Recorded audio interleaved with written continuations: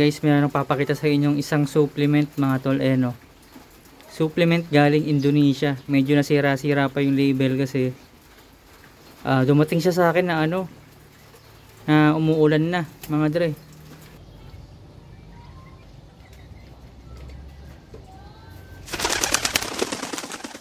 Ako nga pala si Master Trekkie.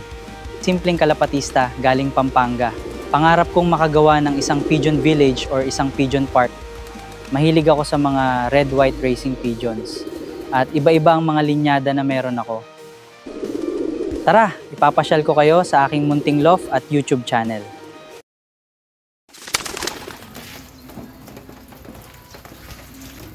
Good morning mga dre. Continuous na talaga ang ulan mga dre. Panahon na ng habagat mga tol. Ayun o. So alas 11 na. Ngayon pa lang ako makakapagpatuka. Ngayon pa lang ako pumunta dito dahil inaabangan ko talaga na humina yung ulan. At ayan na nga.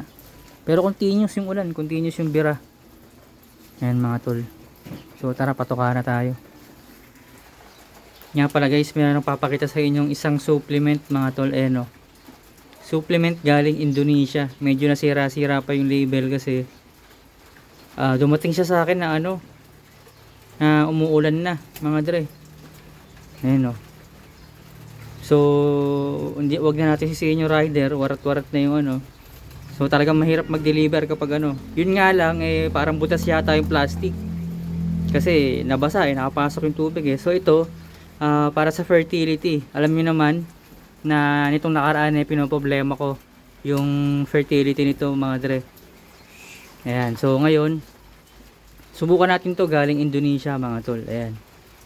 So, wala akong mabasang maintindihan dito. Talagang yung lengguwahe talaga nilagay nila dito. Unlike sa ating mga Pilipino, kahit na gawang Pinoy, English pa rin nakalagay. Pero sa kanila, eto, yung lengguwahe nila mga tol. Ayan. So, para sa fertility nito, mga dre, ayan. So, ang hirap nga lang nito ilagay kasi, siya, drop siya, hindi siya capsule. Kanina ko pa hinahanap yung yung pigeon holder ko.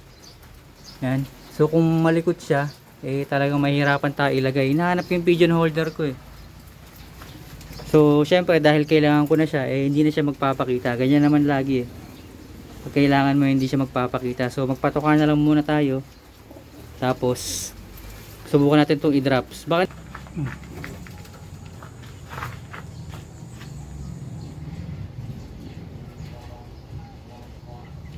Pitik.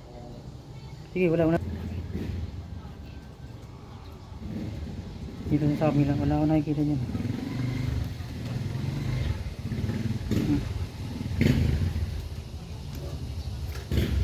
Meron?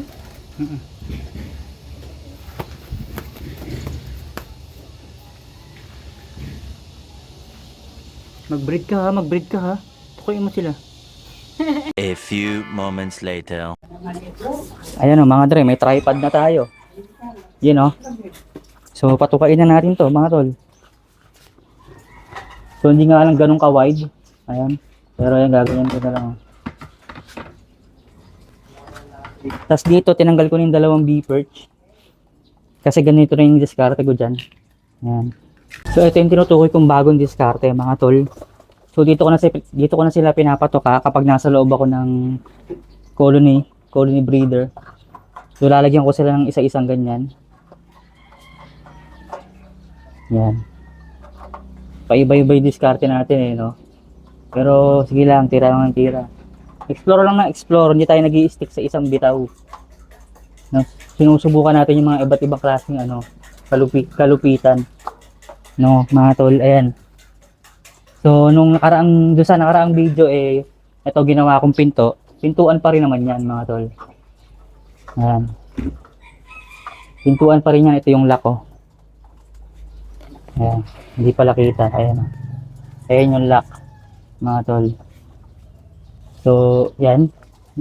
Nilagyan ko na sila ng mga hanging feeder cup. Papatukain na natin sila. Nagkakarandara pa na sila dyan. Nahulog pa nga. Ayan Parang style truck na sila mga tol, oh. Style truck. Hele-helera sila. Tatanggalin ko rin pala yung isang B-perch doon, masikip. Di kasya. Patukain lang natin sila mga tol. Kapag rainy season kasi mga tol, medyo hindi sila ganun kaano. Hindi sila ganun ka-dry. Kasi pag yung kainan nila is gamit ko yung mahabang yon, minsan naaapakan nila tapos basa yung paa nila, di ba? Basa yung paa nila, nababasa yung pagkain nila. Yan mga tol. Dito naman tayo sa mga breeder, mga ropa. May nakapagtanong sa akin para saan daw to mga to. Bali protection yan sa mga to. Ayan. Sa mga nasa taas, halimbawa ito, ayan. Itong nasa baba. Yung nasa baba, may protection siya. Para pag po sakaling umipot, kasi minsan may ano eh. Minsan naiiputan nung nasa taas yung patukaan sa mga nasa baba. Ayan. So protection yan. Tapos ito rin oh. Isiniwang ko. So ito poop tray to, hinabaan ko siya. So dahil hinabaan ko siya, yung kung sakaling umipot man to, ayan. So hindi na malalagyan yung nasa baba. Tapos dagdag pa diyan, meron din protection yung nasa baba, mga dre. Sana nagets nyo. Protection para sa mga nasa taas dahil baka maiputan nila yung patukaan nung nasa baba, mga dre.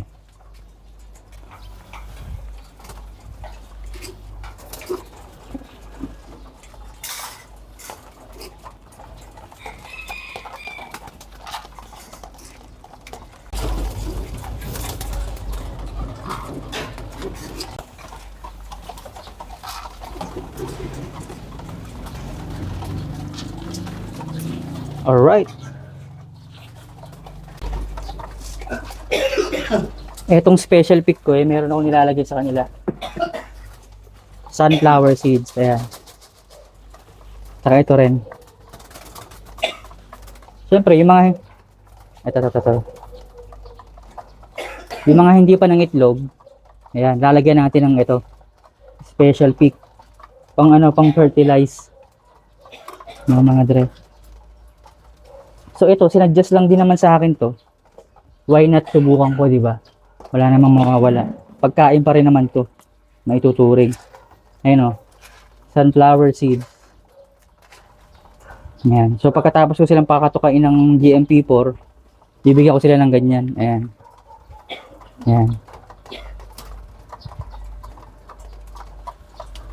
Ito pa pala, mga dre. Pinag-iisa dito. Yan. Saktong saktong pag-condition din lang din yung yung ginagawa ko diyan. Saktong pang-condition lang kasi hindi naman na siya pwedeng maging flyers, so hindi ko siya ilalagay sa flyers kasi baka alam mo yun, makawala. Mga dre. Saktong pag-condition lang. Ayan. Saktong nutrition lang. Pero i-breed ko na lang yan. Bigyan din natin ng konting sunflower seeds, mga tol. Ayan.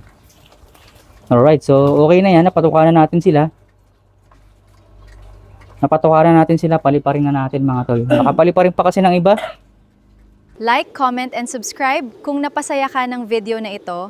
Happy flying!